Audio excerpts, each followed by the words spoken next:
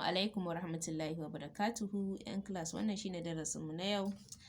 Darasi na 8, wasannin motsa jiki.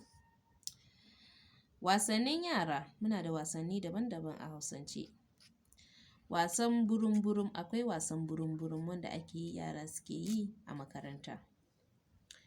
Wasan gaɗa, wanda yara ‘yan mata su suke yin wasan gaɗa. Wasan yara kurisa, wasan yara kurisa. Wasan ɗan maliyo-maliyo, wannan general wasa da Hausawa suke yi, yaran Hausawa suke yi, ko in ce Hausawa suke yi. Wasan ɗan maliyo-maliyo, har ‘yan mata ma suna yin sa. Wasan allon baku, wasan allon baku. Yawwa, so wannan shi ne darasinmu na yau, sai kuma gobe idan Allah ya kai mu. Wannan shi ne ɓangaren wasanni da ake da su da sauransu.